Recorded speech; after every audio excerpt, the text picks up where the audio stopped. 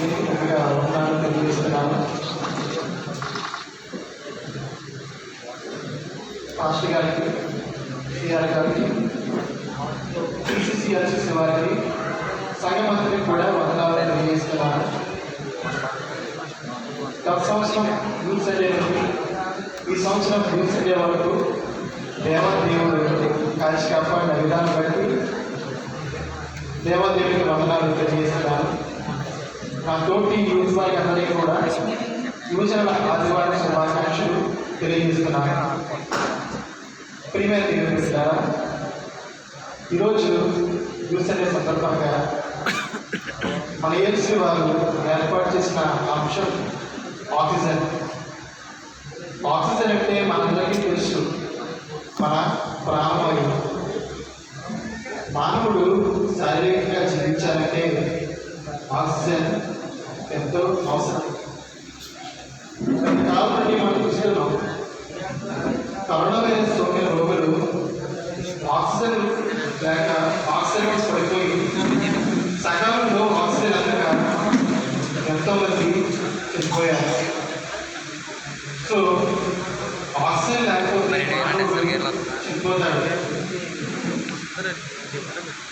మానవుడు శారీరకంగా జీవించాలంటే ఆక్సిజన్ ఎంతైతే అవసరమో, ఆత్మీయంగా జీవించాలంటే పరిశుద్ధాత్మ అంతే అవసరం. ఈ తరము మనకు ఏర్పాటు చేయడం లేకపోవడం చూసినప్పుడు ఆదికాండము 2వ అధ్యాయము 4వ వచనం నుండి 7వ వచనం మనం చదవగలుగుతాం. ఆదికాండము 2వ అధ్యాయం 7వ వచనంలో మనం చూసినప్పుడు దేవుడైన యెహోవా నేల మట్టితో నరుడు నిర్మించి వాడి ఆస్కారంలో జీవవాయు ఊదగా నరుడు జీవాత్మే. ఇక్కడ మనం చూసినప్పుడు ఆదిలో దేవుడైన యెహోవా ఆదాముని చిన్నవాడుగా చేయదు, కానీ యవనస్తుగా చేశాడు. యవనస్తుగా చేసి అతన్ని ఏదైనా తోటలో ఉంచి అన్ని వృక్ష ఫలాలను దేవుడు తినవచ్చని చెప్పాడు. కానీ 17వ వచనం వచ్చేసరికి మనం చూసినప్పుడు అక్కడ అయితే మంచి చెట్ల తెలివించే వృక్ష ఫలాలు తినకూడదు, నీవు వాటిని తిరుగుతున్నా నిశ్చయంగా చర్చించుకొని గడ్డికి ఆజ్ఞాపించాను. ఇక్కడ మనం చూసినప్పుడు దేవుడైన యెహోవా ఆదాముతో మంచి చెట్ల తెలుగు నుంచి వృక్షఫలాన్ని దేవుడు తినవద్దని చెప్తున్నాడు. ఒకవేళ ఆ మంచి చెట్ల తెలుగు నుంచి వృక్షఫలాన్ని దేవుడు తింటే కనుక నిశ్చయంగా చర్చించుకొని గడ్డికి ఆజ్ఞాపిస్తున్నాడు.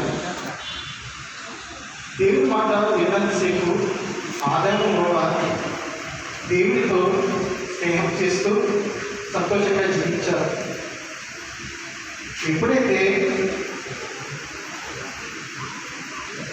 ఎప్పుడైతే ఆ యవనస్తులిద్దరూ కూడా సాతానుకు చోటించి దేవుడు ఎప్పుడైతే ఆ యవనస్తులిద్దరూ కూడా సాతానుకు చూపించారో అప్పుడు ఆత్మీయంగా వారు చనిపోయారు. ఆత్మహత్య కాకుండా వాళ్ళు దేవుడి ఆశీర్వాదాలు వారు కోరుకుంటున్నారు. అలాగే మన సంవత్సరం జీవితంలో మనం చూసినప్పుడు సంవత్సరం అందరికీ తెలుసు. సంవత్సరం పుట్టినది మొదలుకొని దేవుడికి నాట్యం చేపట్టాడు. దేవుడు సంవత్సరం ఎంతో ఆశ్రయించాడు. సంవత్సరము అన్ని స్త్రీలతో పాపంలో పడిపోయి దేవుడికి దూరమయ్యాడు. అలాగే సంవత్సరం దేవుడితో బలవంతంగా ఉండవలసిన సంవత్సరం సాతానికి చూపించి దేవుడిచ్చినటువంటి ఆశీర్వాదాలు పోగొట్టుకున్నాడు. కనుక వ్యవస్థలో మనకు దేవుడు ఇచ్చినటువంటి ఆశీర్వాదాలు మనము ఆదాములాగా సంవత్సరంలాగా మనము పోగొట్టుకోకూడదు. ఈ యవన కాలంలో మనము దేవుడి కలిగి మనము జీవించాలి. దేవుడి కలిగి జీవించిన వారు బైబిల్ గ్రంథంలో మనకి అనేక మంది మనం చూడవచ్చు. దాని గ్రంథంలో మనం చూసినప్పుడు అక్కడ మనకి నలుగురు యవనస్తులు మనకి కనిపిస్తారు. ఆ నలుగురు యవనస్తులు ఎవరంటే షడ్రకు, మేషకు, అబేద్నెగో, దానియేలు. ఈ నలుగురు యవనస్తులు కూడా బబులోను చెరలో ఉన్నప్పటికీ దేవునికి పరిమాత్రమే వాళ్ళు జీవించారు. షడ్రకు, మేషకు, అబేద్నెగో మనం చూసినప్పుడు అన్య విగ్రహం నమస్కరించకపోతే అగ్నిగుండంలో పడవేస్తారని తెలిసి కూడా షడ్రకు, మేషకు, అబేద్నెగోలు అన్య విగ్రహాలను నమస్కరించకుండా వాళ్ళు దేవుని కొరకు కలిగి జీవించారు. అందువల్లే వాళ్ళు దేవుని ఆశీర్వాదాలు పొందుతున్నారు. అలాగే మనం దానియేలు జీవితంలో మనం చూసినప్పుడు 30 దినాల వరకు రాజును తప్ప ఏ దేవుడినైనా మనం చేయకూడదని రాజశాస్త్రం ఉన్నప్పటికీ దానియేలు దేవునికి ప్రార్థన చేయడం మానలేదు. అందువల్లే దానియేలు సింహంలో పడవేయబడినప్పటికీ సింహాలు దానియేలు ఏమీ చేయకుండా దేవుడు సింహాలను మూసేశాడు. అలాగే బబులోను రాజ్యంలో దానియేలు బహుకార్యం వీక్షించాడు. దానియేలు, షడ్రకు, మేషకు, అబేద్నెగోలు అనే దేశంలో తాము అభ్యుతపరచుకోకుండా దేవులాగా జీవించారు. కాబట్టి వ్యవస్థల మీద మనం అందరం ఈ లోకంలో అభ్యుతపరచుకోకుండా పరిశుద్ధాత్మను మన హృదయంలో నింపుకొని దేవుని కొరకు ఆత్మహృదయం చెందుతాం. అలాగే పత్రిక లేఖన భాగంలో మనం చూసినప్పుడు పత్రిక లేఖన భాగంలో అపోస్తలుడైన పౌలు కొరింథీయులకు రాసిన మొదటి పత్రిక 15వ అధ్యాయము 45వ వచనం నుండి 50వ వచనం మనం చూసినప్పుడు కొరింథీయులకు రాసిన మొదటి పత్రిక 15వ అధ్యాయము 45వ వచనం నుండి 50వ వచనం మనం చూసినప్పుడు ఇందు విషయమై ఆదాము మనుషులు జీవించి ప్రాణి ఆయనని రాయబడుతుంది. కడపటి ఆదాము జీవింపు ఆయన. ఇక్కడ మనం చూసినప్పుడు మొదటి మనుషులు అనగా మొదటి ఆదాము జీవిత ప్రాణి అయితే కడపటి ఆదాము అనగా తీసుకురావడాలు జీవిత ఆత్మ ఆయన. తర్వాత విషయంలో చూసినప్పుడు ఆత్మ సంబంధమైనది మొదట కలిగినది కాదు, ప్రకృతి సంబంధమైనది మొదట కలిగినది, తర్వాత ఆత్మ సంబంధమైనది. మొదటి మనుషులు భూ సంబంధి మట్టి నుండి పుట్టినవాడు, రెండవ మనుషులు పరలోకం నుండి వచ్చినవాడు. మట్టి నుండి పుట్టినవాడు మట్టి నుండి పుట్టినవాడు మట్టివాడు. పరలోక సంబంధి ఎట్టివాడు పరలోక సంబంధులను ఎట్టివాడు. మరియు మనం మట్టి నుండి పుట్టిన వారి పోలికలను ధరించిన ప్రధానము పరలోక సంబంధి పోలికలు ధరించారు. ఇక్కడ మనం 42వ వచనంలో చూసినప్పుడు మనందరం కూడా ఆదాము పోలికను మనం ధరించున్నాము. అయితే ఆదాము పోలికను మనం ధరించున్నాం కాబట్టి పరలోక సంబంధి పోలికలు కూడా మనం ధరించాలి. పరలోక సంబంధి ఎవరంటే ప్రభువైన యేసుక్రీస్తు వారు పోలికను మనం ధరించాలి. కాబట్టి ఆదాము పోలికను ధరించినటువంటి మనము యేసు వారి పోలికలు కూడా మనం ధరించాలి. 50వ వచనం మనం చూసినప్పుడు సహోదరులారా, నేను చెప్పినది ఏమనగా ప్రథమ అంశములు దేవుని రాజ్యాన్ని సంతరించుకున్నారు, క్షయిత అక్షయతను సంతరించుకున్నారు. ఈ పత్రిక భాగంలో మనం చూసినప్పుడు ఇక్కడ శరీరం ఆత్మ గురించి పోలికలు చూస్తున్నాము.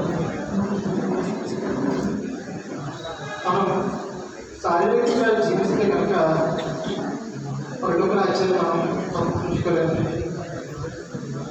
మనం ఆత్మీయంగా జీవించినప్పుడు మనం పరలోక రాజ్యాన్ని మనం సంతృష్టించుకోవాలి. మనం ఆత్మీయంగా జీవించాలంటే మనకి పరిశుద్ధాత్మ అవసరం. పరిశుద్ధాత్మ అంటే దేవుడే వాక్యం. ఆ వాక్యాన్ని మనం ఎప్పుడైతే దేవులో ఉంచుకుంటామో మనం పరిశుద్ధాత్మ మనలో ఉంటాడు. అలాగే సువార్త లేఖన భాగంలో మనం చూసినప్పుడు సువార్త లేఖన భాగంలో యోహాను సువార్త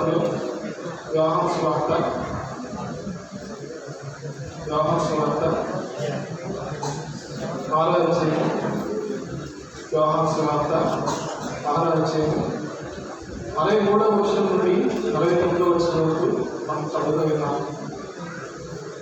63వ వచనం నుండి మనం చూసినప్పుడు ఆత్మీయం జీవింపచేసినది, శరీరము కేవలం నిష్ప్రయోజనం. నేను మీతో చెప్పిన మాటలు ఆత్మీయం జీవమైనవి కానీ మీలో విశ్వసించిన వారు కొందరని వారితో చెప్పాను. విశ్వసించిన వారెవరో తను అప్పగించేవాడు ఎవడో మొదటి నుండి విశ్వసి తెలియదు. మరియు ఆయన తండ్రి చేత వారికి గొప్ప ఆగ్రహం పడుతుంటే ఎవడు ఆయనతో రాలేదని ఈ హేతువును బట్టి నీకు చెప్తున్నాను.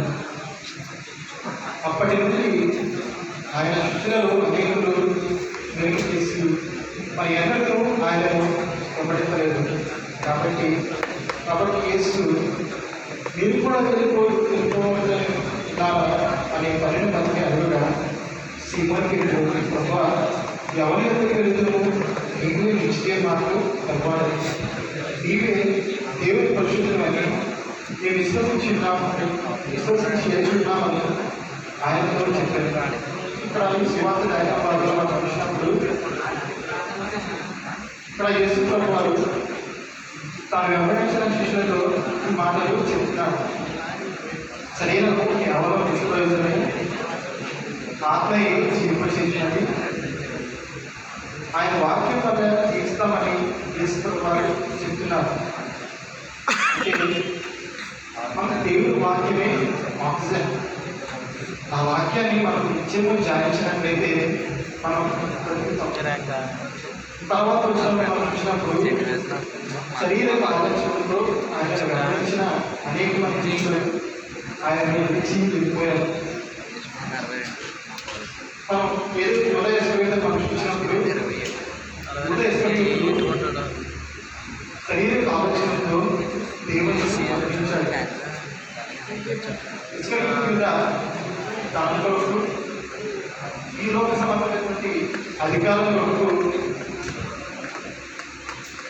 యేసు ప్రభువాన్ని గమనించాడు. ఇస్కరియోతు చివరకు దేవుణ్ణి అప్పగించాడు. అలాగే ఇస్కరియోతు మీద దేవుని ఆశీర్వాదాలు ఎదుర్కొన్నాడు. 12 మంది శిష్యులలో ఇస్కరియోతు తప్ప మిగిలిన శిష్యులు ఆయన వెంబడించి అసాధ్యులయ్యారు. కాబట్టి ఈ సువార్త లేఖనాల్లో మనం ఏం నేర్చుకోవచ్చంటే ఆయన వాక్యం వల్ల జీవితామని తీసుకోవడం చెప్తున్నారు. అంటే మనకు దేవుని వాక్యమే ఆ వాక్యాన్ని మనం నిత్యం ధ్యానించినట్లయితే మనకు అద్భుతం. యెషయా గ్రంథము 40వ అధ్యాయం, యెషయా గ్రంథము 40వ అధ్యాయం 30వ వచనం మనం చూసినప్పుడు, యెషయా గ్రంథము 40వ అధ్యాయం 30వ వచనం చూసినప్పుడు యవనస్తులు తప్పక తిరుగుతుంది. ఇక్కడ మనం చూసినప్పుడు యవనస్తులు తప్పక దొరుకుతుందనే అర్థం. యవనస్తులు తప్పక దొరుకుతుందని గొప్ప వాళ్ళు తెలియజేస్తున్నారు. మనము దొరికినప్పటికీ మనం ఆశ్చర్యంగా ఉండాలి. అంటే వాక్యమైనటువంటి ఆక్సిజన్ మనకు అవసరం. కీర్తన గ్రంథంలో మనం చూసినప్పుడు కీర్తన గ్రంథము 119 సంకీర్తనలో మనం చూసినప్పుడు కీర్తన గ్రంథము సాఫ్ట్వేర్ కంపెనీకి సాఫ్ట్వేర్ వెళ్ళాలని అనుకున్నాను. లేదా ఐటీ అనాలి.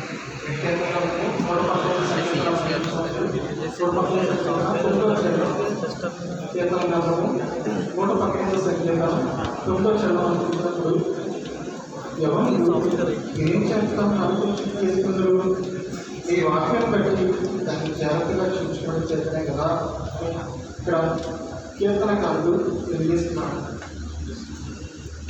వ్యవస్థ ఏంటంటే మనము అనుదినము మనము వాక్యాన్ని మనం ధ్యానించాలి. ఎప్పుడైతే మనం వ్యవస్థ మనం అనుదినము ఆయన వాక్యాన్ని మనం ధ్యానిస్తామో అప్పుడు ఆ వాక్యాన్ని మనకు పాపంలో పడకుండా కాపాడుతుంది. ఎప్పుడైతే మనము వ్యవస్థ మనము అనుదినము ఆయన వాక్యాన్ని మనం ఎప్పుడైతే మనం ధ్యానిస్తామో అప్పుడు ప్రతి దినం కూడా మనకి సంతోషంగా ఉంటుంది. అలాగే యోహాను రాసిన మొదటి పత్రిక కీర్తన గ్రంథంలో మనం చూసినప్పుడు కీర్తన గ్రంథము 119 సంకీర్తనలో మనము ఒక చిన్న మాట చూద్దాం. కీర్తన గ్రంథము 119 సంకీర్తన 50 వచనం. కీర్తన గ్రంథము 119 సంకీర్తన 50 వచనంలో మనం చూసినప్పుడు ఈ వాక్యము నన్ను బ్రతికించినది. మనం చూసినప్పుడు ఈ వాక్యము నన్ను బ్రతికించినది. మనం బ్రతకాలంటే దేవుని వాక్యం మనకి అవసరం. కనుక మనం బ్రతకాలంటే దేవుడి ఇచ్చినటువంటి ఆ వాక్యాన్ని మనం అర్జునాన్ని మనం సాధించాలి. అలాగే యోహాను రాసిన మొదటి పత్రికలో మనం చూసినప్పుడు యోహాను రాసిన మొదటి పత్రిక 2వ అధ్యాయము 14వ వచనం. యోహాను రాసిన మొదటి పత్రిక 2వ అధ్యాయము 14వ వచనంలో మనం చూసినప్పుడు యవనస్తులారా మీరు పరమంతులు, దేవుని వాక్యము మీ అందరూ తెలుసుకున్నది. మీరు దృష్టిని జయించున్నారు కనుక మీకు కాలుష్యం. ఇక్కడ మనం చూసినప్పుడు ఎవరికైనా మనము దేవుని వాక్యాన్ని మనము నిత్యము ధ్యానించాలి. ఆయన వాక్యాన్ని మనం ఎప్పుడైతే నిత్యము ధ్యానిస్తామో అప్పుడు మనం సాధన మనం జయించగలము. ఇక్కడ దుష్టుడు అంటే ఎవరంటే సాతాను. కాబట్టి ఎవరైనటువంటి మనమందరం కూడా దేవుని వాక్యాన్ని మనం నిత్యము మనం ధ్యానించినట్లయితే మనము దుష్టులైనటువంటి సాతాన్ని మనం జయించగలం. అలాగే వ్యవస్థనే పోలు మనందరికీ తెలుసు. వ్యవస్థనే పోలు దేవుడు స్వరం విని బ్రతుకులు తీస్తే చావైతే లాభమని ప్రభు కనుక పశ్చాత్తాపడ్డాడు. అలాగే వ్యవస్థమైన మనమందరం కూడా ఒక పౌరులాగా శత్రుకు వేషకు అభ్యర్థుడు దానిలాగా దేవుని కొరకు జీవించి ఆయన ఆశీర్వాదాలు సంతరించుకున్నాం. అలాగే నేను ఒక ఉదాహరణ చెప్పాలని నేను ఆశపడతాను. ఒక దైవజనుడు యవన దశను కొరకుల వేస్తూ ప్రవహించే నదితో పోల్చాడు. ఆ నది ప్రవహిస్తూ చివరకు సముద్రంలో కలుస్తుంది. సముద్రం నీళ్ళు ఉండేవి కాబట్టి నది నీళ్ళు సముద్రంలో కలిసిన ఆ నది నీళ్ళు కూడా ఉప్పుగా మారతాయి. వాటి వల్ల ఎవరికి ప్రయోజనం ఉండదు.